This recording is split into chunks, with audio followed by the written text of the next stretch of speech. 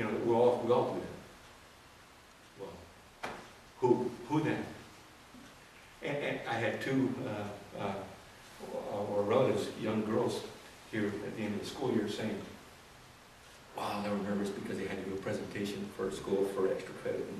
And so, what are we going to ask us this? They might ask us that, and what we say. And then I saw that nervousness, and what's going on? Oh, we have to do an oral presentation. It's our family history. And so, you know, we better get it right. And so, well, it's good. And so they were going to do that. I said, listen, let me tell you something, what happened to me when I was older than them. But I was a policeman. I had been a policeman for maybe a year and a half. Well, I made this drug arrest. And so when you're young, you think you're going to save the world. And you know everything until they're going to put you on the stand. And the district attorney and the public defender said they were questioning my expertise. So they're going to question me along the lines of being an expert witness on drug cases. I go, oh no, I should have paid attention, and what are the names of all these things? And oh my God, and so I had recess. So during recess, the judge asked the deputy, and he called me back and changed. So I go there sitting here on the phone and kind of, he said, I noticed you a little nervous. Yeah, a little bit, and a lot really. And he says, you know what the court's definition is of an expert witness? Of course, I didn't know that either. And so he says, an expert witness is somebody who knows more than the common person. Do you know more? Then you pull somebody off the street about what drugs look like and what they're used for, those basic things. Well, yeah, they're an expert. We want a chemist, we'll call a chemist. Or a doctor, we'll call a doctor. Well, you're going to ask me something I didn't know. So even if they had, all you say is, well, I don't know. You know everything. And so I told these girls, go, you think your teacher knows more about you than your own family? Well, no. Anybody in your classroom know more than you? No, I don't think so. No, they don't. Go up there and talk with authority. This is my history. You don't have to blow it up. Just this is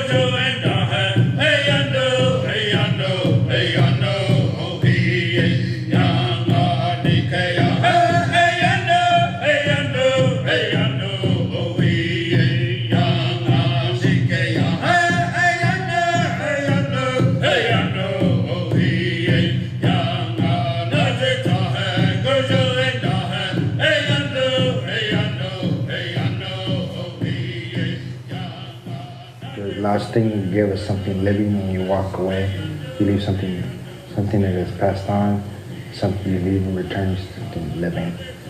So that the spirit doesn't get mad when you leave. When you turn your back to it, you don't look back, because it keeps, it doesn't, you're not enticing the spirit to come follow you. You're telling them, we've buried you, you're now gone, but when we're in return for our sadness, we give you something green that you may grow and you may bring yourself into that life.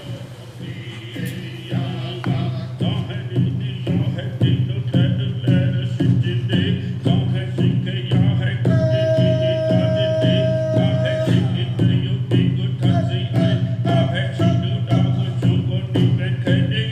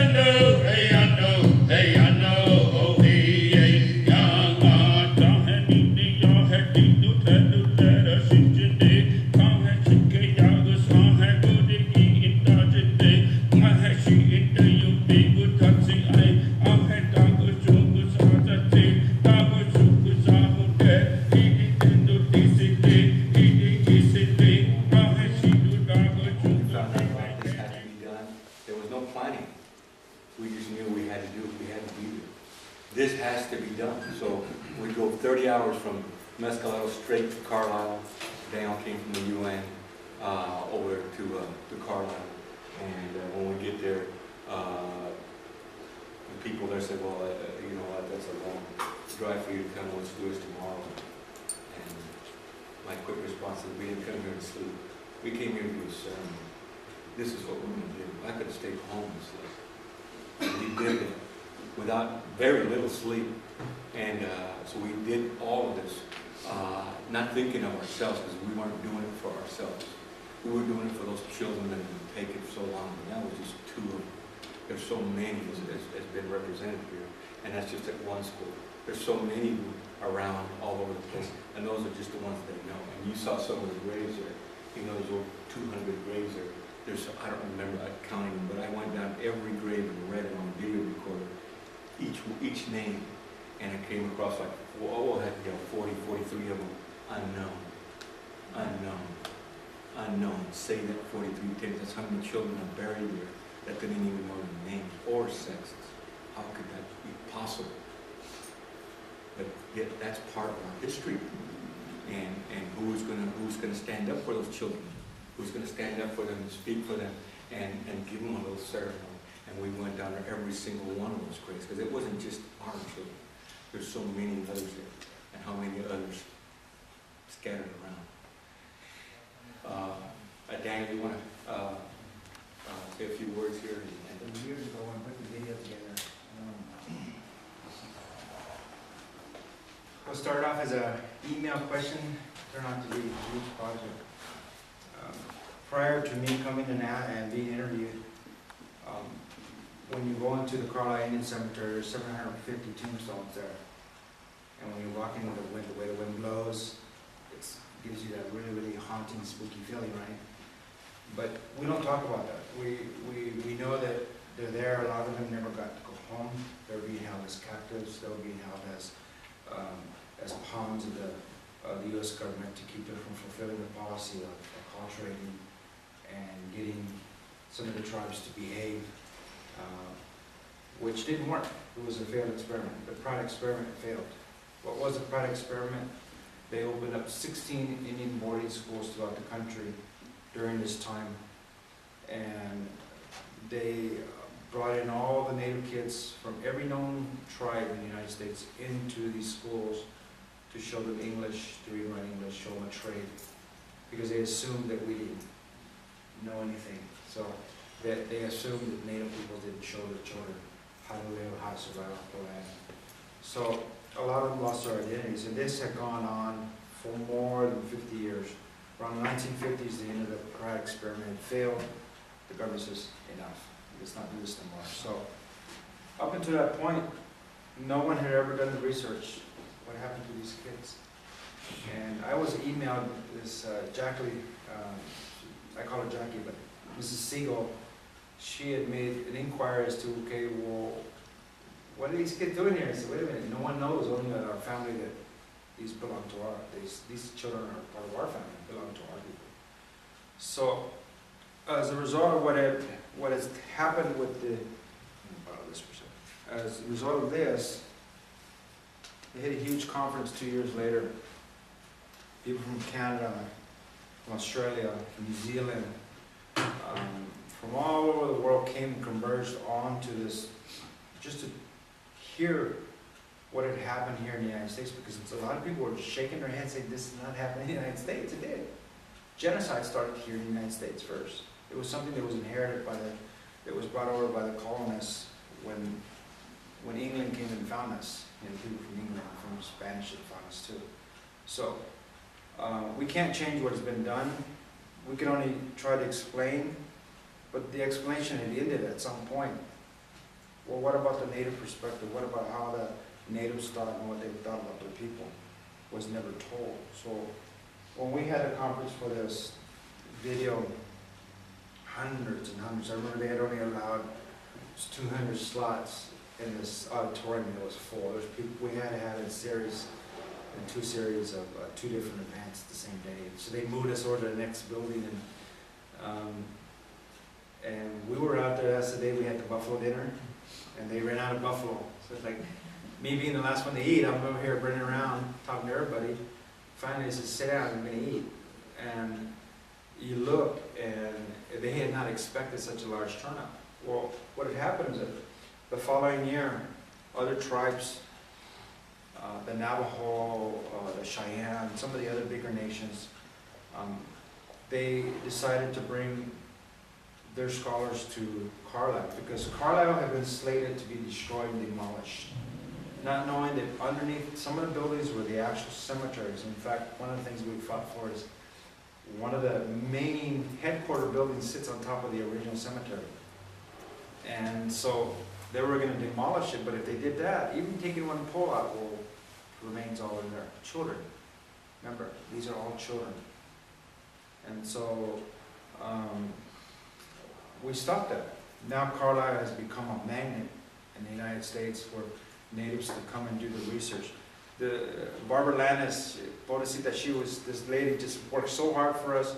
Her, Barbara Landis and Rose, they sat there and they have all these archives sitting in shelves. The shelves are falling apart. Now they got modern shelves, they have a scanner, they have a digitizer. And every year their budget's being increased because now there's people from all over the country are coming to Carlile to find out what happened to our ancestors. And they're bringing their story, depositing their story, at the same time taking what they need to complete their story. And so it opened the door for a lot of people to come and say, okay, this is the place to come. This is real sacred, first of all, because this is where their ancestors are buried. And then to gather the history, which very fortunate that the U.S. government did not destroy any of the documents they had about Carlile School. They left them there. So now the mad rush is to get all those documents archived and scanned before time starts to destroy the paper that it's written on. But a lot of the photographs, a lot of pictures. Now you go on the website of Carlile Indian School, you go into the website, it's huge. I mean, people are talking about discoveries every day. Their ancestors they're finding. And it all started because this lady, just curious, she wanted to know, well, we have two of your ancestors that are here. You know, how did they end up here? I said, wait a minute, how did she know? Because we were very secretive people to start with. We didn't want the U.S. government to know that there was more or less at that time. And I explained to her, up until the 1940s and 50s, if you said you were Native, you were sent to the reservation. And so even my mother was raised that way, being very fearful, may identify themselves as being Native because they would be taken to Muscular or Antarctica. Let's go, get out of here. So that's what's become of the video, and then Richard's been helping, a lot of other people have been helping. It's just, we had the Native American Indigenous Peoples Conference here in Austin back in March. The first time ever that over 1,000 speakers, 1,000 PhDs, most of them, coming from all over the United States to talk about many issues, not just one issue. All the issues affecting indigenous peoples. Because we don't use the word Native American anymore, we want to be called indigenous, or either be called our traditional name. So we've moved away from being identified by the white name that was given to us. Our white name is Lipan Apache, but our traditional name is Inde.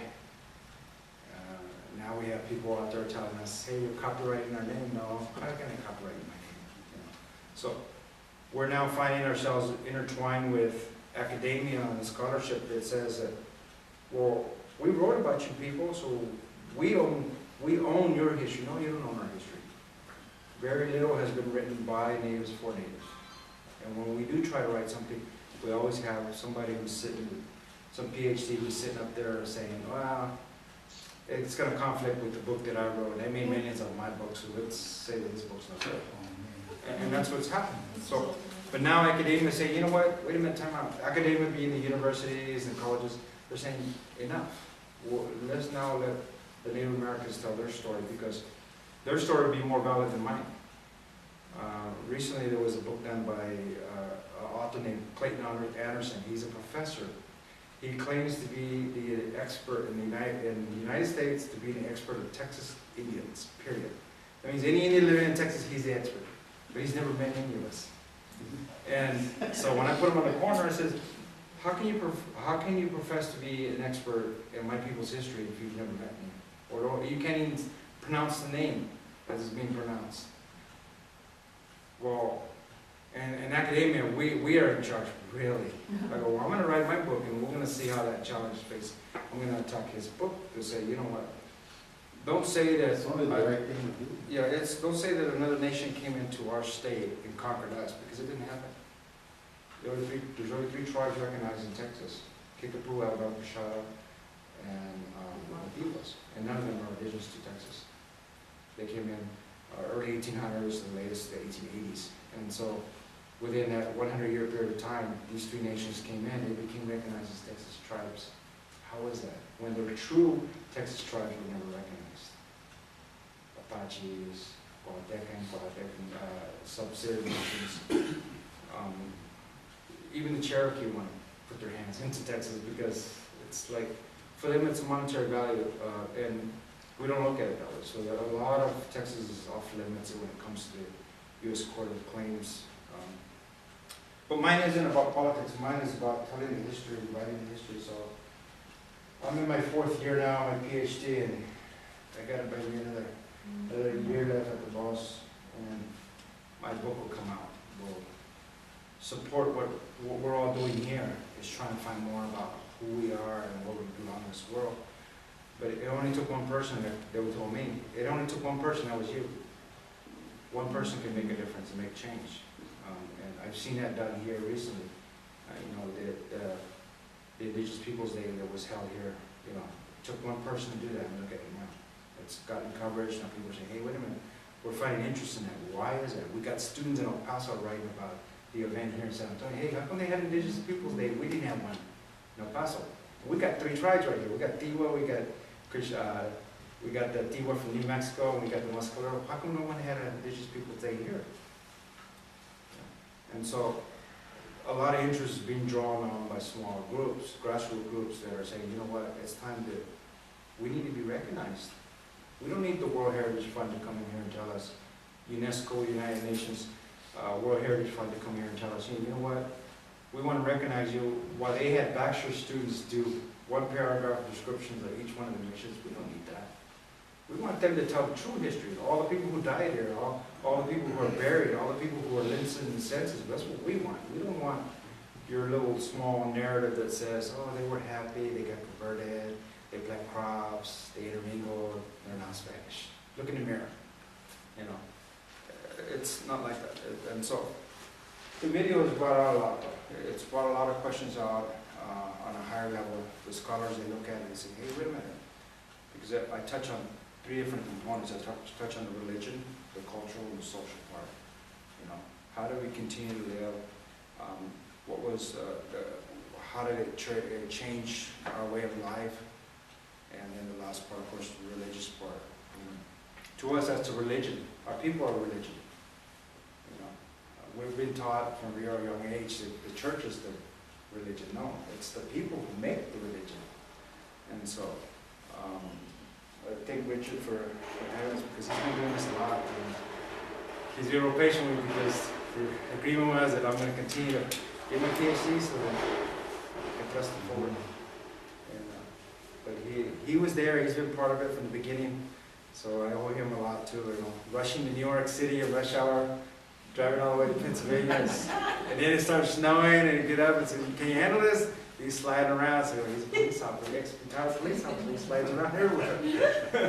I said, "Take me to the airport." He took me to the airport. I was, but he's definitely put the miles in too. So Rudy gets a little bit of credit because he's not here, but Rudy went with us everywhere too. Rudy still finds it hard to believe that, wow, this is really happening. It's not just about paper. You could sit there for 200 years and document someone's history through the church, but in those 200 years, can you tell me how they lived or how they were treated? Can you tell me every time that they went to the store, they were told, go to the back door and get your stuff? Or every time that they wanted to get paid, they would get paid 5 cents less than the other guy because he was brown and the other one was white. You know, those are the things that history leaves out, because that person, by the time he's done in 200 years, he can only remember and say, you know what, we don't talk about that. Well, why not? That's what we want to hear.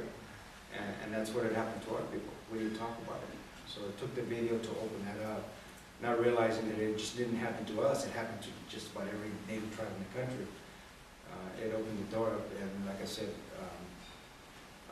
Carlile Indian School was like, they're indebted to us because they now, their historical society is so huge now, it's so big. They're getting monies, and they've also asked me, we want to hire Native Americans as staff so that they can interrelate to and build a culture center for all cultures, not just one group. Because Carlile Indian School also has the unique honor of being the only school that had every nation send at least one kid to their school. And I know that media reporters. You're getting your PhD on the culture. I'm sorry? You're getting your PhD on this history? On our history, on Texas history, yeah. Because nothing really been written. Trying to get my fingers on some of the other, but out of respect for the other nations, we know our boundaries, but pretty much the Apache history. Yeah, we were a big problem, but a lot of our problems being pushed out too also. So we migrated a lot. Our people were not stationary at one time. So a lot of the missions that were built were occupied maybe 1 or 2 months out of the year. Then we go to the next mission, 100 miles down, and spend a month there, and then go. So we kind of used that. It was kind of like going to the gas station and stop there for a week, take out somewhere. But where a lot of the other missions, once the natives arrived, they wouldn't let them go. They indebted servitude, or they made them indebted servitude, meaning they're really like the slaves, because every time you buy that candy bar, hey, you're going to charge it to your bill, and when the end of the month, when the bill's due, you're like, okay, well, you're going to keep working another year, you're going to plant another crop out of it. And the only ones getting rich is, at the time, was called a Tejano. They were the elite, they were Spanish. And then after the Alamo, one of the first things that happened after the state became in the Union was they started to kill off all the Tejanos. And that's documented. A lot of people don't know about it. Texas Rangers were utilized to kill off a lot of Tejanos and wipe them out. Because the Tejanos, the Texans sat back and said, well, they've been doing that for 200, 300 years now. They've been enslaving all these people. Now we wouldn't do to them what they did to us, even regardless of the Alamo. So here in San Antonio, the only mention you see is the statues right there where the courthouse is, the old courthouse is at, the little white building. It's the only remnants of the history of San Antonio, of any of the Tejanos left. Seguin is another one. The only reason he got away is because he was so far away. He really even though his name's there, but no one really talks about what happened to his ranch, his family, his holdings. Where here in San Antonio, they wiped out everything. You said Seguin. Yeah. What happens to be related? And then you go to the Alamo, and they have 28 family names there at the Alamo, and mostly are Caribbean Islanders who are intermingled with the indigenous peoples here.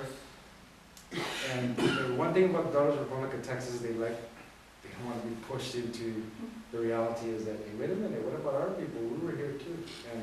And so there's been a lot of conflict over the years about how to utilize it. The state came in and took that power away from them and said, hey, no, because it was money that was being drawn there.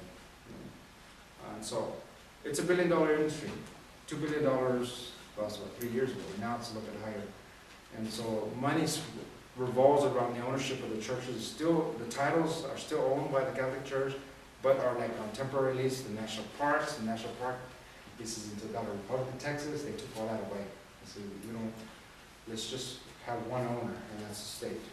But then the cities are because you have you're talking about the road heritage coming in, and this, you have the Alamo Advisory Committee that is managed or formed by one of the city council people that's Gail Bernard, who oversees the committee, and they're making a lot of decisions regarding the Alamo, maybe the central downtown area. Right now we're moving into the Hemisphere area, it used to be the Hemisphere area, and they're going to be putting condos. They call it Yanagona Gardens now. They decide I've seen the email. And that's an indigenous word. It's called Lipan, and I'm called Lipan. Pamaka. So, see, these are issues that are ongoing. When you're saying about colonization, it hasn't stopped. Oh, no. They're still doing it. And And we agree, that's why the since our people don't know who they are anymore because of they've colonization. been shifted around so much that they've lost their identity. And then when someone asks them, they get offended because that's all they've ever known and their families have ever known. What is the first thing someone does? They go, hey, Grandma, what happened those days? Grandma said, well, don't change because they, and won't explain. But if you went and asked her grandmother, she would say, you know what, they're going to kill us if we. So you probably already know this, Daniel, but you know that on one of the skirmishes in downtown at main plaza, right in front of, you mentioned San Fernando Cathedral, after some of the Comanche leaders were killed in 1836, yeah, there's a little plaque there for that, but they wanted to make it seem like the Comanches massacred the whites, but it was in reverse. They come in to talk treaty peace. After that, the Comanches did start attacking the settlement of the whites, but the missions and San Fernando was a mission also. It was not just the people. It started out as a mission. And they had some Lipan Apaches there. There's the story of the 10-year-old Lipan Apache that was killed right at the door by the Comanches. He was trying to get into, which is now the cathedral, the main door. And he was buried right there. You know, they used to bury the children right outside, not inside. It was for the priests. And he's buried right there now. Supposedly they relocated all remains to the different San Fernando cemeteries along the street. That's what he was initially with. He was a 10-year-old Lipan Apache. And a lot of those archives are being held at the Barker Center in Austin. What they're doing is every 3 years they go in and they do a year or two's worth of. The Spanish are very detailed. They wouldn't chop somebody's head off, they couldn't chop head off today. They're very detailed about what they wrote. So it's all in Spanish. So what the university did is when they turned over all those documents to the Barker Center in Austin, the agreement is every 2 years you'll produce a book of year 1 through year 2. And right now they start in 1700s. They're now, I think, in 1792, getting ready to cross into the 1800s. So once they start touching into the 1800s is where we're going to find a lot of our history right there that shows this is when the heightened time of violence, because there was a lot of violence before the Alamo. You know, a lot of people will disagree, but the Spanish were justified by coming in here and destroying the Alamo the way they did because of what the Tejanos, the rich elite Spanish, had done to the. You got to remember the war, the Spanish-Mexican War. The original people who came here in 1821 lost, kicked out. Those Spanish people had people here sometime called Tejanos, Spanish elite. And so from 1821 until 1910 to the New Revolution, during that time period was the most violent because, you know what, I got 200 years of beef with you because for 200 years you treated our people like slaves. We want to take care of you. So the Mexican government says, what you got to do is take care of the business. So when the Spanish told the Tejanos, get out of San Antonio, come get us. Okay, let's go do it. So they destroyed the Alamo. And they kept following them and doing what they had to do until they didn't lose terribly like they showed it, you know. A lot of the depictions of the battles were over-magnified. They made it look like the Tejanos were glorious fighters. I mean, in some of the instances where there were skirmishes they had, they were being killed. They were being killed off easy. It was just with the battle had lasted too long, and the Spanish army couldn't supply itself fast enough. If it wasn't for that, this wouldn't have been. This probably would have still been Mexico. It's like you said, most of them were indigenous people. Zapotec, there were a lot of Zapotec in the battle of San Jacinto. There were like 600 killed, and then they actually surrendered. And one of the Tejanos, Antonio Navarro, That was San Antonio's name. ordered, and Menchaca was there too, ordered them to be executed, even though they were surrendering. They were surrendering, saying, throw down their arms, and they're in uniform, they're native people, you could tell. So, he just, that's where the slogan of Remember the Alamo, it was said by Antonio Menchaca at the Battle of San Jacinto when he executed all the Indians. And they left them there in the field. Some were taken up east to some of the museums, some of the remains, and the others were just. Commissioner Fulvio, the other one, also too, that they did the same thing too, even though we're saying, hey, wait a minute. But word spread real quickly, so a lot of the missions in the coastal area were decimated, they were destroyed. They went in there, not only Carancua, Cuauhtecan, but just about every indigenous tribe on the coast just went in there and started wiping out all the missions. The inland missions were harder to destroy because those are the ones with the forts were looking. For city of San Salvador was destroyed. The next day, 4,000 Comanche, Wichita went and said, let's go to Presidio, they sat found there too, killed them all. 2 survived. Mark Wolf's descendant of one of those, and one of the Terrones. They fled up the riverbanks pretending to be dead, and they finally ended up in San Antonio 2 weeks later. The other one's here, of course, the other one was called the Mission Valero, and so they were housed here, the other half, and they were being protected. The other 2 missions, Mission Xavier on the Guadalupe, Mission Xavier in San Marcos, those things were destroyed by the Apache. They said, you know what, you're going to keep killing our people, we're going to just destroy these missions. Natchez, of course, they had their own military, they had the French supporting them up there and the Spanish. So you see, all the histories have been mixed by the conqueror. The rule of thumb is that when the conqueror comes in and rewrites the history, even if it isn't their history, we'll rewrite it.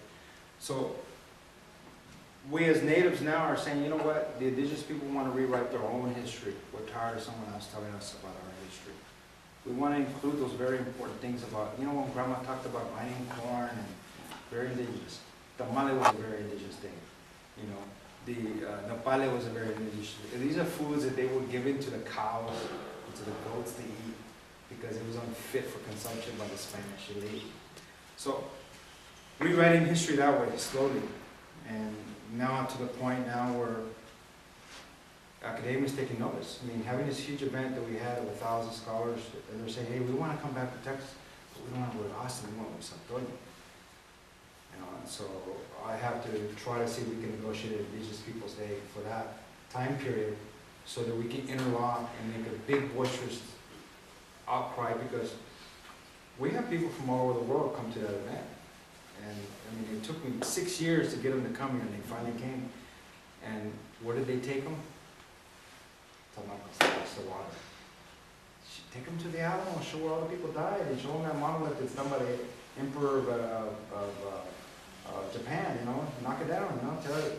Those kind of things that need to be shown and talked about or not, because it was We went to the land commission to fight over, as an element advisory committee doing what they're doing. There's an area, you know, in the element, that the Alamo is now, where they don't construct anything, right in the center, is because it's a cemetery, a native cemetery. And so what I went to do is to ask them to put a mark, recognizing that that's where the indigenous people were buried. And they said, well, we keep it very pristine, it's just grass, we don't put anything on it, and we ask the people not to walk on it. And I said, but you don't have any demarcation, you have nothing, no borders, no nothing indicating it was a cemetery. Can you at least put a marker so that when people are walking by there, they can at least say, hey, it's a cemetery that's respected. He said, well, we just keep it all nice and trim grass. It's right in the center. So those are, like we said, indigenous. Why Indigenous Peoples' Day? Did they ask me? You brought it up. We've been fighting here for 13 years to have Indigenous Peoples' Day on October 12th. And usually that government will ask me, what's the significance of October 12th? And I tell them, well, that's when you Europeans arrived, not exactly on our mainland, but on the islands surrounding, and then you invaded into the mainland of Mexico. I said, so to us it's very significant. That's when the invasion of our lands began, and with the death and enslavement of our people also began. And they also supposedly honored Christopher Columbus. And we want to honor the week that we're still Right, living. if I remember right, 14 years ago, was it? A year before your event? Well, that's why we started reading. The statue, so for some reason, something happened to the statue, the Knights of Columbus statue in front of the Knights of Columbus building down here downtown. The statue tipped over, it fell. It had a bronze, so I don't know how it got knocked over. Lightning. It was big headline news, they want a reward and everything, they want to know who knocked it down. You probably did. Just seriously, just like, knock it over. Sounds lightning. But it's and a lot of, and unfortunately, being the sub of the subgroups as far as, we're the minorities, but we're the minority of the minority, because we're the lowest number of people in this country. Shoot, the Cambodian refugees, the Hum, the Taiwanese, they got better numbers than we do. And so, us being the lowest number that there is, we have the lowest voice per se. So, what I have been doing years ago, we decided, you know what, we're no longer going to take this cutthroat approach of trying to kill the other tribe or trying to undermine them. Let's work with them, but I'm going to move forward and start educating all these people who in turn can turn around and say, hey, wait a minute. We now have some huge scholars that are backing me and saying, you know what, we check out his history and it's right on target, you know, to move forward so that these sites can be protected. I've been monitoring I've been getting the emails from the so-called advisory as part of the world, the UNESCO, the heritage, make it a heritage site. It ain't gonna happen. Because when it first started, we weren't advised until it was already almost done. And the person that they had identified as being the spokesperson for the Native Americans of all of San Antonio was a Native American himself. So it's like, okay, what's wrong with this picture? And we were sitting there, scratching our head, like, so I reported, unknowing to them, they did not realize that I'm on the UNESCO committee that oversees that. So when I got to New York, I says, this one here has to stop. So it's a hold right now. And the city's been throwing thousands and thousands of dollars at it, sending representatives in suits and saying, oh, come on, you know, look at how everybody's had fiesta patrias and all this other stuff, we're gonna roll it all this. No. We left out the name. This is why we're gonna give you this acknowledgement. It's for these indigenous people, but yet you have 2 years graduate, 2-year college students write the history of each mission. Come on, give me a break. And when you read it, they don't mention the names of the indigenous people who live in the mission. They call them neophytes, converts, Christians. They don't call them by their names, Bob Deccan, you don't see any of the true indigenous names identified at all. Not even the Apaches. We're aggressive neophytes. We were savage and attacking the missions. How were we savage? We lived in the missions, right? Don't let me in the door. But again, you know how they're, They were savage. How did they get named? on the website they have for UNESCO, for the missions, they have it as the crown jewel of Spanish colonization of our missions. And so that was my opposition when I attended, and I was glad when finally Daniel came back and I asked him to attend the meeting. He did. He did. Is the fact that they keep shoving down the fact that they colonized our people, and without, in other words, it's like they beautify it. No. It does not say that we enslaved you or we killed you, and even the cemeteries that were created by the size of the missions, they just disregard them. So we told them, at least put down indigenous missions. Include us in there, since we're buried right alongside, even though you use it as a park, but what's cemetery, And so Susan Snow and now the new regional parks manager, They love us. They love me right now because Daniel they've already a good expressed presentation, and I'm glad that he came, because you're talking about the one guy that they had named as a representative. He said Native Americans, right? And we're trying to use the word indigenous to be inclusive. Because when you use Native Americans, it means that you're on this side of the Rio Bravo. And on the other side, somehow we're disconnected, and we're not. We're one people. So the word indigenous is you know who brought that name up? the New Zealand, the Maori people. The Maori people are in the same position we were in. They were colonized, they were stripped, recolonized, colonized, over and over, almost identical to what we've experienced here in Texas. And the Maori people are now the strongest indigenous group in the world. They get money from all, a German contributor just gave them $2 million to build their center. So here, no name, just here, build it. And they carry so much clout, so much, I mean, they go all over the world. They're the people who do the green books, the card that I was looking for. They talk about indigenous issues all the time, and it takes one person. If they see that you're the one who can be that spokesperson for them, they'll say, okay. So now I'm working on rushing to try to identify 3 or 4. I got one for the West Coast, the East Coast. Now I'm trying to get someone in this region here. And the only one I can think of is you. Your name keeps popping up. To identify him so that when he does approach these people, say, okay, we've been waiting for you right there. Because it's a movement that's long overdue, and we want to correct this, because once you get your World Heritage Fund identity, it can never be changed. Essentially what happens is the World Heritage Fund is, they're going to say, okay, we have a title here that was given to us before you guys got here, and we've owned this property before you got here, before you knew who you were, etc. And now, the World Heritage Fund is going to say, come in here and say, okay, well, the federal government owns your title. It's right here. World Heritage says, when you get your federal acknowledgement for federal World Heritage, from the, not federal, when the World Heritage Fund says they acknowledge you as a site, give me those titles. They now belong to us. So for tribes that are seeking federal recognition in these areas, their mechanism, their avenue to become federally recognized is now being cut off.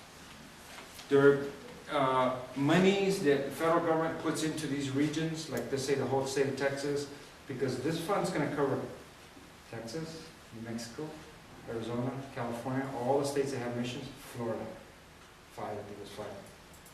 Each one of those states will no longer be able to get monies for, let's say, a earthquake in California destroys one of the walls to rebuild that. There's no more money for that. That's what the World Heritage Fund is going to do to you, because the title is now owned by the World Heritage Fund. It's like a gangster owning your title, but he's in another country, and that's what's going to happen. So, from the very beginning, I asked that question. I said, "Oh, wait a minute, hold on, time out. Who's representing whom here?" When they introduced this gentleman, who I don't even remember his name, he was claiming to be spokesperson for all of us. Really? I didn't vote him. You know? And so, they don't want to hear that because they rushed it through. But me being on the World Heritage Committee, I said, no, wait a minute. So I made some phone calls, did some letters, emails, took care of that. Now they're clawing away, trying to get that recognition or not. But we don't want to lose title to what is ours. We don't claim title to anything anyway. We're stewards. We're here to protect what's been given to us. The culture that came in to colonize us has a need to have paper to show that this is theirs. And we're telling the World Heritage Fund, hey, wait a minute.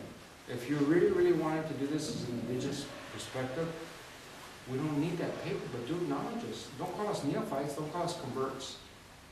You know, don't go do the San Juan thing where you rebury, 190 some remains into a square little box after you destroy them all up, put them all back in there, and put a placard that says neophytes. Okay, you know what's wrong? So, going back to Carlile, what we did with Carlile was Carlile already had the names, but a lot of them had an unknown.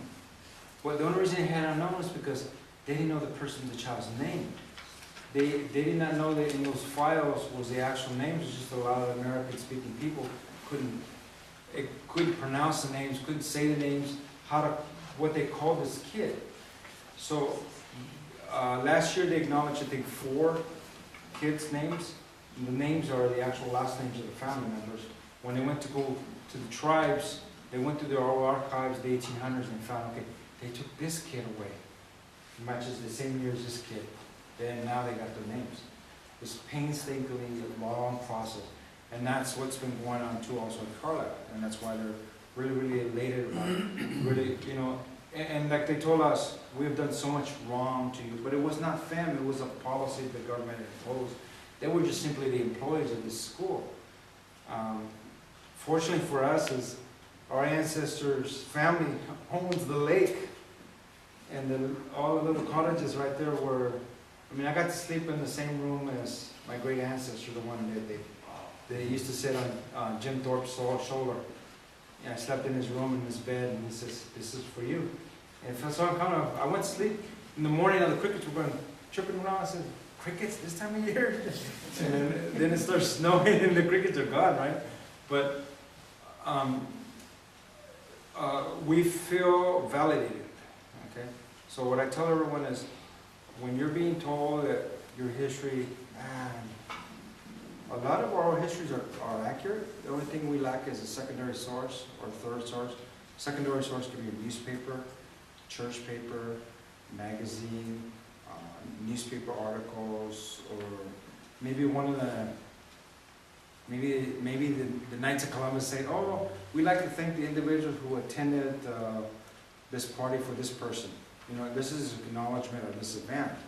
And this event was important because this event was about indigenous peoples." See, that's a way of connecting yourself to certain peoples. And that's what a lot of my work was painstakingly long, was because everything you can think of, newspaper articles, I have this huge list when you enroll.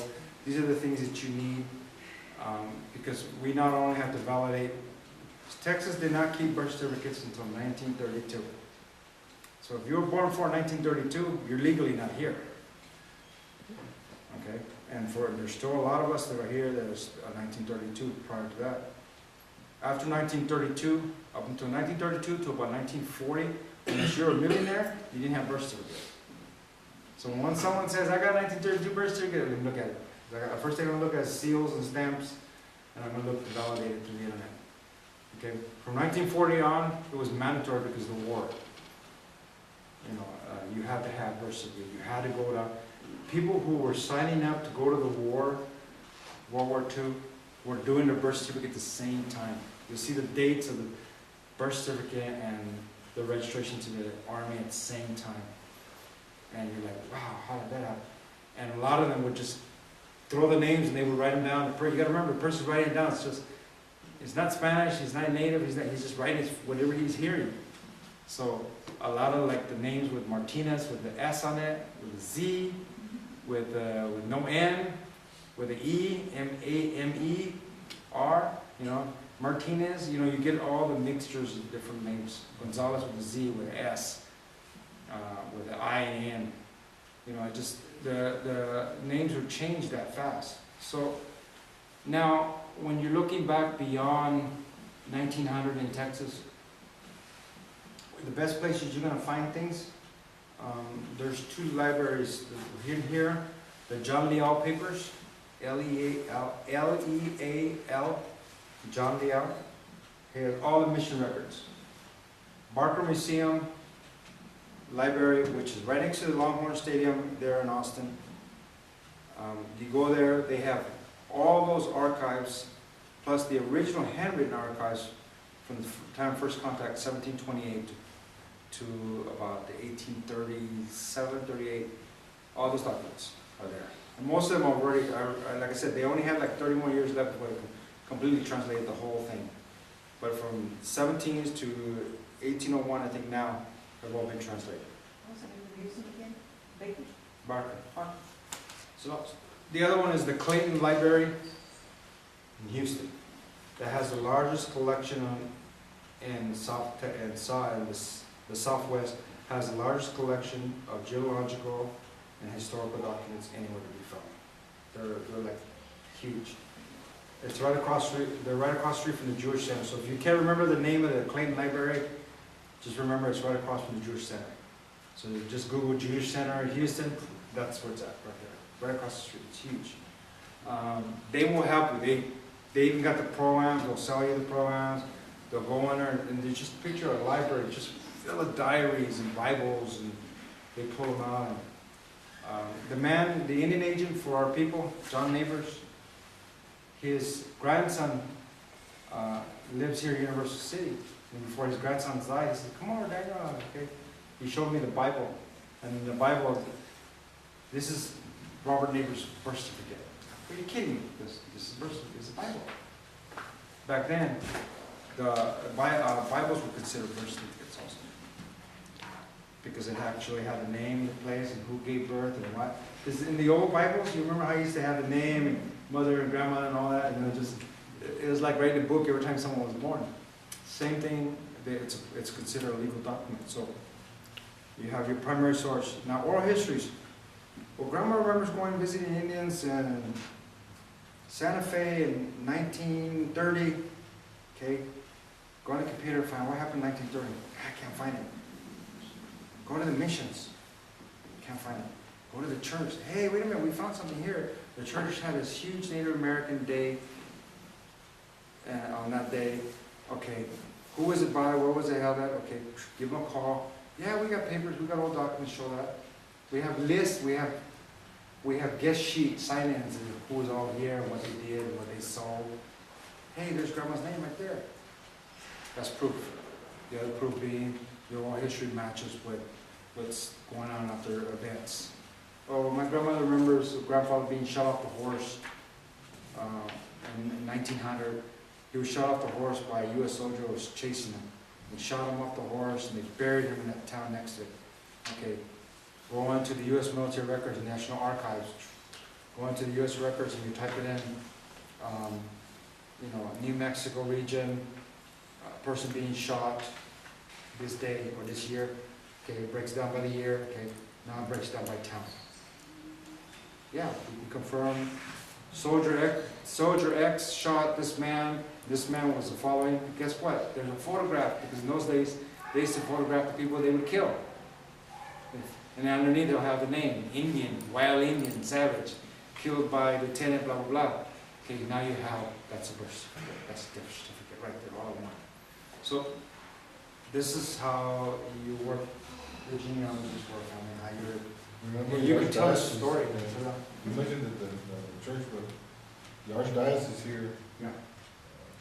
I think, right now, Father Garcia oversees the 5 missions, and they have, Yeah, the archdiocese here, and the archdiocese has, you have to make an appointment. I think who's done that is the Father, what is his name? He used to be over there at San Juan. no, Jim? Father Jim? Galvan? Father Jim, probably? Is he the archivist now? They have the archives the going one back. before Galvin, Oh, David. the, that was the archdiocese, the one before Galvin. with Father George or Beister or Yes. Beister?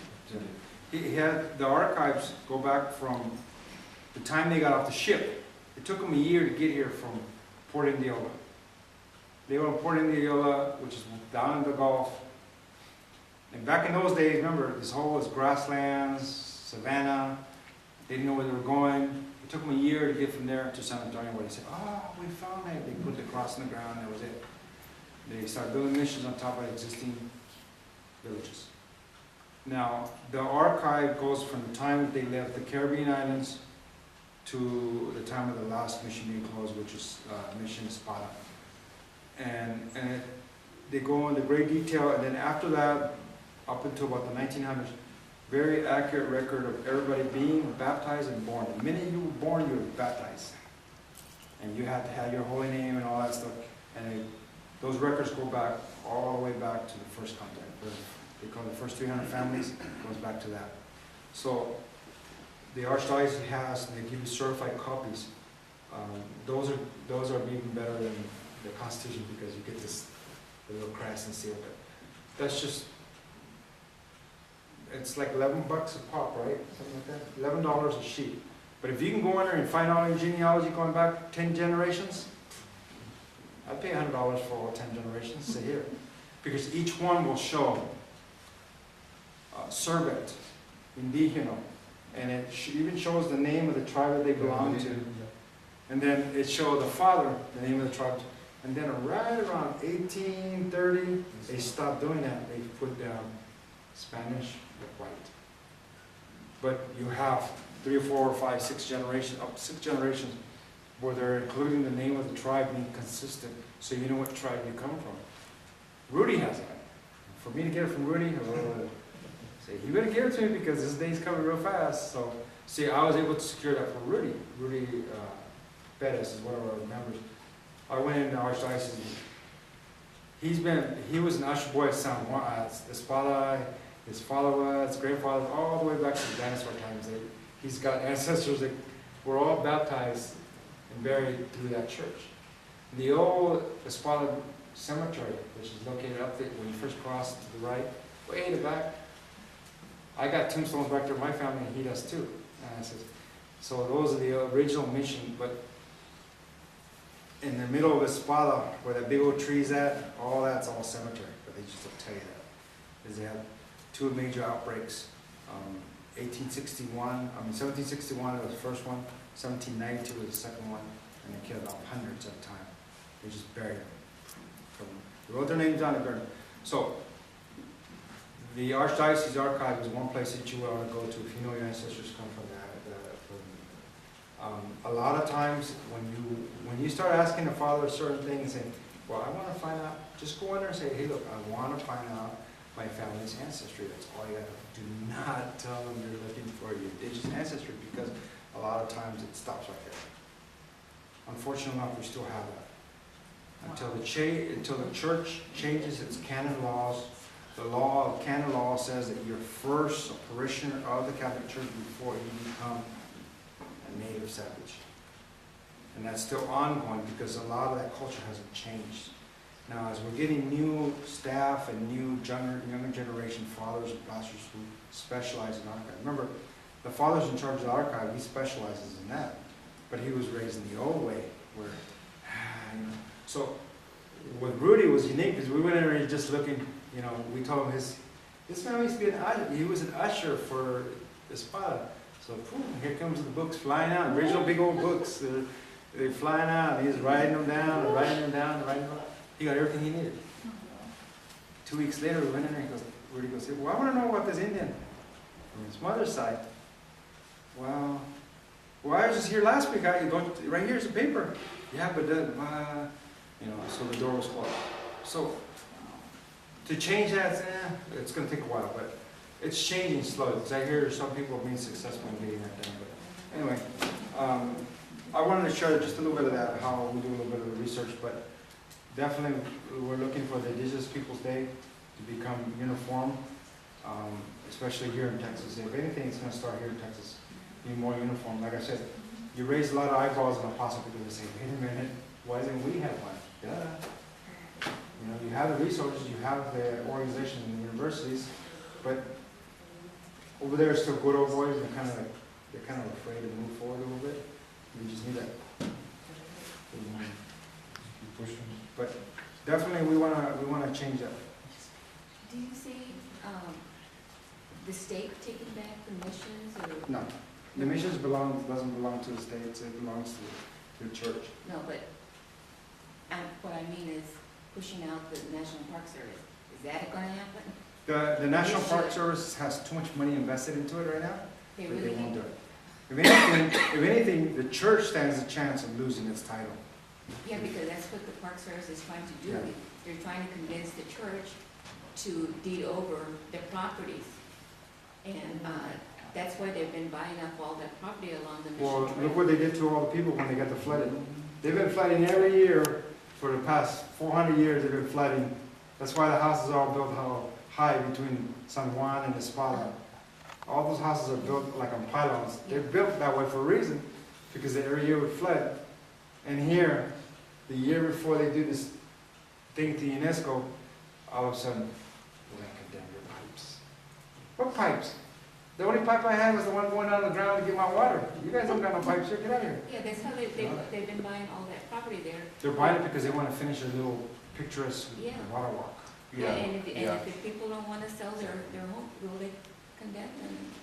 And another thing too is that they're trying to wipe out Eminent domain. whatever visual there is of an existing community, aka reservation, exists. It's still considered a reservation where it's Espada and San Juan. Once that's gone, it's gone forever. So I would encourage that community to stand up together, take photographs of it, photograph and identify each one of the houses' histories, and go back as far as I can, who owned this land, Because all it takes is one famous landowner and they're off the map. They can't touch it. Like in front of Mission Espada, all that field there where they grow, every year it's always green, they always have good crops there. And the two families live back there. And they're cooking. You notice they ain't trying to terrorize that land at all, because that was owned by a famous landowner, Aguirre's. Is that his last name, Aguirre? He was a council member who ran from that region years ago. They won't touch it because of that, because it has political ties.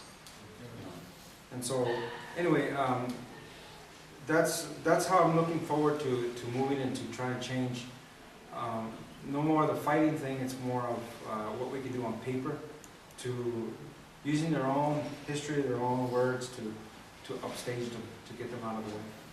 Let's move them out of the way. So I'm working on national parks right now, and I'm working on UNESCO. But we'll bring you on pretty soon. We're gonna reel you in and say, come on, you're doing your own thing. No one's gonna stop you from doing your own thing, but give you a more boost on a local and a national level, so that way you have a voice. Go to the United Nations and say, you know what, get them to pay for your scholarship. They do that every year. They select 5 people in this country every year to go to the United Nations to speak about the unique issue that's confronting indigenous peoples. Yours is perfect. You get support from the Lower Valley, you get support from Arizona, Phoenix, strict phone calls. To get you to talk about, this is what happened in Mission. You get 2 minutes to speak in front of the United Nations. Tell them this is what's bothering us. By the time you're finished speaking, you have all kinds of people coming and giving you advice. Richard was there when I did my speech. They were just, hey, what is people running videotape? Yeah. The city has no land titles around any of those missions? The city of San Antonio doesn't have any control of the land or titles around any of the missions, particularly? No, they don't have ownership. The church has. The church has the actual title to the lands. Well, and I discovered around that. Mission de Valero, I mean, the Alamo, I mean, that's kind of condensed there. It's unique because, you see, federal recognition, they're a federal landmark. When you designate a building as a federal landmark, essentially the federal government owns that property and protects it because it's unique and it adds value to the history, etc. So it's a property of the federal government, not the state. So, but there was a deal worked out amongst the church and the federal government that we're going to protect your buildings from the terrorists, the natives, and we're going to protect all the missions and churches, but we're still going to own title. That's why they got unique status. San Antonio is the only mission system in this country that has that right. Not even California, they've been trying to do that also. All the missions, all 5, 6 missions in San Antonio are all covered that way. They all hold federal protection code, the 106 and the 3305. They have the protections that say this is ours, no one else's, this belongs to us. But the actual owners are the church. I follow the money. That's how I found out. Right. You understand what I'm saying there at the Mission de Valero, at the Alamo, that footprint is so small, and they're saying that, initially, obviously, it was much larger before private development 100 years ago or 150 years ago. It actually was an extension of the Valero, but the church was down the bottom. See, a lot of people picture it's just a flat area with this little funny river. There was no river there. It was just a bunch of hills. The Alamo's up here, and the church is in the bottom. And so, rivers or arroyos only form during the rains, during the yearly torrentials when they would come in and wash away all the bad and whatever. And San Antonio's only been flooded once, from my understanding, 1922, I think, something like that. They underwent where all the archives were floating on, and that's when John Leal took those documents. They moved all the documents from the archives in the Bexar County archives. There was a great flood in San Antonio. All the rivers flooded. The basements where all the buildings got flooded. Well, there was all these boxes, and John Leal was the clerk for the Bexar County. And they asked him, he said, what do I do with all these boxes? their missionary, we don't care, do whatever you want. He took them home. He took all these art, it was this huge room, he just took them all home. And he was sitting there, he's saying, like Bob came on and says, let's start writing all these out. Each mission, let's write them, because he knew the paper was degrading and so on. But it was not the paper degrading, it was that, wow, ka-ching! Because he published 12 books, the John Bell papers, that are known all over as being like the Bible for who lived in the missions here in San Antonio. It's Richard. So, anyway, he sold that right, and then on top of that, he's the one who sold the original archive that dates back to the year before the Carabiners left, to the 1800s, to the Barker Museum, the ones that are being translated. So he's royalties on all those. So things that are very rarely discussed, that me going through the academics that I'm going through now, I've discovered, hey, there's a lot of money changing hands here, you know. This is a pocket that has like 4 or 5 holes, and money's going everywhere, and each slot goes is walking. But it's done for a reason. It's done to, yeah, his ideology was, and mindset was, let's preserve the history. That's fine, preserve the history. But the title and ownership of all the missions belongs to the church, unfortunately. And San Antonio is the largest diocese in the country, and on top of that, it has the largest concentration of churches, Catholic churches in the country. So when that man picks up the phone and he says, I want those titles, he gets them. He's not going to be disputed. And these are the kind of, when we were doing the repatriation of the San Juan human remains, Judge Hippo Garcia, which is a retired federal judge now, made a phone call to the Archdiocese. We got that record to show that. And after that phone call, 15 minutes later, he ruled that even though we can prove those are remains because they actually wear the name on the tombstone, that we had no rights to those remains, and we couldn't stop or delay the reincarnation of those remains. It ended right there. So that lawsuit, that one lawsuit, That was by Rick Mendoza. His actual family member was buried, they knew the names of the people they were taking out, the church did. So when they unearthed Rick's family's names, remains, he was there. He actually threw himself into it. They dragged him out and tried to arrest him. So then years later, when we did the repatriation, somehow or another, the repatriation went to one particular tribe here, federally recognized tribe here in San Antonio, and next thing you know, we had this huge fight amongst different bands. But that was done intentionally because the U.S. government and the church all wanted us to fight. So it gives them a reason to say, okay, let's reintern them. Because we won't be fighting these people in court forever. And it's done intentional. So when Rick filed his law brief, he said to the federal court here, I'm going to direct send it to that person. All these schools have numbers. I know the number and everything to all the remains, to my ancestor, my great-great-grandmother right here. I want access to those so that I can reintern the way I want to, and I want the agreement fulfilled that Archbishop Patrick Flores had signed an agreement in 1967 saying that as the remains are coming out, they will be reinterned as individuals in individual burial sites. In other words, I took you out of one box, I'm going to put you in another box in another different. He didn't do that. All the remains were put together, a big old white cloth, smashed with hammers. These are complete sets. Bundled up, like a big old blanket, put it on top, and a 4x6 square was dug. Put them in there, put 2 feet of cement, put a sign that says, here, these are neophytes. Yeah, And that's what happened. Protected area, either tourists go back and forth on them, and it's not sacred. The way it's not designated as sacred. Right. And right there in San Juan, the whole, inside the center of San Juan is all buried. That was in 1792 smallpox of yellow fever outbreak. They're all buried right there. Yeah. You dig, we know because when we used to do fires out there, and my essays used to do the Santas out there, when we dug that one time, we were digging it, we just dug like 2 inches and he was already hit a hole in a femur.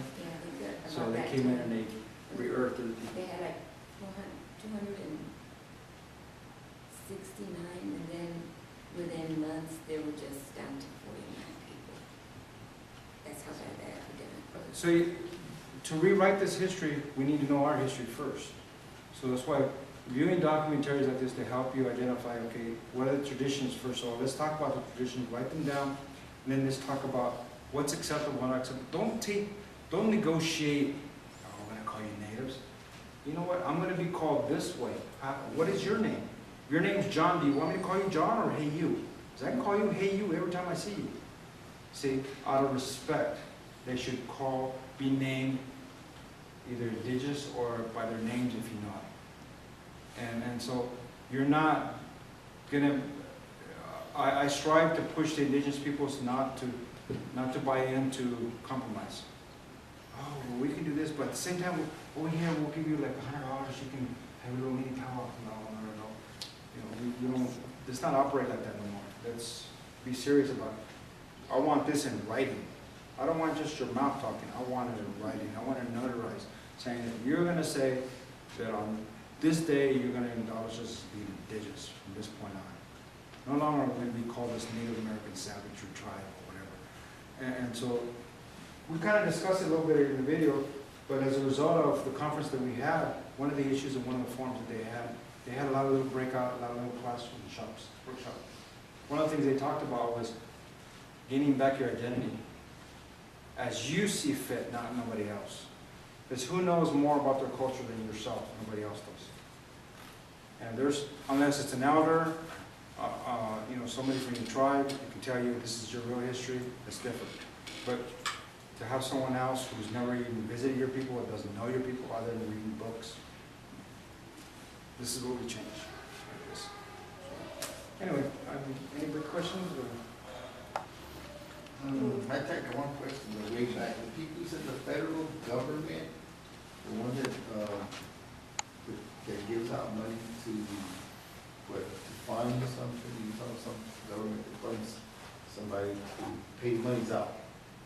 Is there going to be some sort of contradiction that you go further and beyond, you know, recognizing the Unless you become federally recognized, what they do is federal recognition, when you're recognized, they...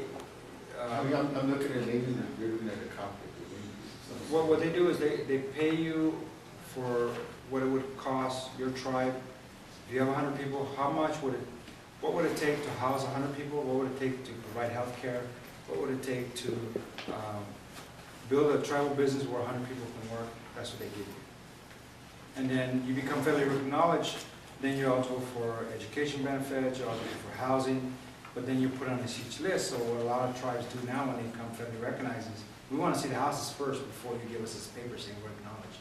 So it's a long, drawn-out process, but the Kickapoo and Tiwa did it in 11 years. Here in Texas tribes, so going back to 1836 when Texas declared itself a republic, the second president here was Romero, and he waged war against all the Native people.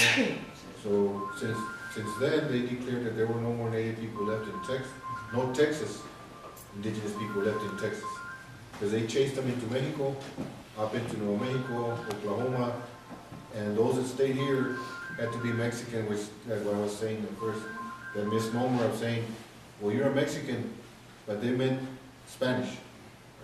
Because Mexican, you're saying Mexica, you're saying Mexicacoyot, as in Mexicoyot is the center of the earth, el ombligo to the moon. See, that's a native word. It's not Spanish. It doesn't come from Spain. But it was like, for 300 years, it was an intermixing. So they forgot that a Mexican is not a Spaniard. Is a native person. But they chased everybody out, supposedly to Louisiana, everywhere. And Mayor Boulevard said, there are no more Indians of Texas in Texas. And so if you claim to be an Indian, you were signing your death warrant. So everybody claimed to be a Tejano. The Anglos did not recognize that a Mexican was indigenous. They recognized that you were like Spanish, so they let you live. They took your property, but they let you live. Tejanos owned property because they were considered white, which is what he was saying when when Spain got, and the revolution got kicked out, and the revolution of 1810, then it was finished in 1821. Everybody was on their own, in other words, so Mexico became a republic, and that's why they were trying to come over here and enforce the laws of the Republic of Mexico. When they fought in 1836, and then later on, Mexico never recognized the Texas Republic, so you had the War of 1846 that ended in 1848, and you finally got the Treaty of Hidalgo in 1850. See, so all these things that where they originated these laws from, they still continue with it. So that's why whenever I talk to them, I say, colonization is not over. You're still doing it to us because until you revoke these laws and allow us again to have self-determination, we ourselves say who we are. You don't tell us. The history is like Daniel saying that the history, if you look at when they arrived and all the tribes they took into the different missions and how little bit by little bit they forced us, like they're saying here, to assimilate, they took our identity. So how can we now say, this is who I am? First we need to be repatriated to ourselves, and then we can proclaim our self-determination, who we are. It's a struggle. There's not going to be any recognition for any Texas tribes. It's going to be a real long, tough fight. So are you studying at UTSA? Am I On studying? your PhD? Is that where you're working? PhD, Are you in the history department? history. But he's in El Paso. But I'm But you're rewriting at the history UTSA El department now. Paso? Two branches, yeah. But I'm showing them at the same time, they're trying to, like, no, don't leave me alone, I don't want to. I'm getting a lot of, put it to you this way. Borderlands is defined as, the Borderlands project is based on indigenous histories, first of all. And then we get the Borderlands history, which is usually Spanish, Mexican, Tejano, Texan, Baca Texan, and so on. So the foundation for Borderlands history has always been Native histories. Okay, we didn't have a border then. We had alliances, we had fluency between cultures, we had intermarriage, kinship. These are things that go back thousands of years that we can now, this is going to be part of my dissertation, and I can now prove it, you know. And so now, being the first Native American in this program, I'm like yay close from being GPA'd out of the system.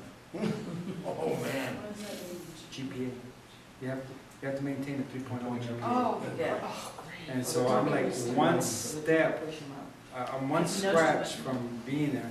Because there was a book, I don't know if you have Chili Bars.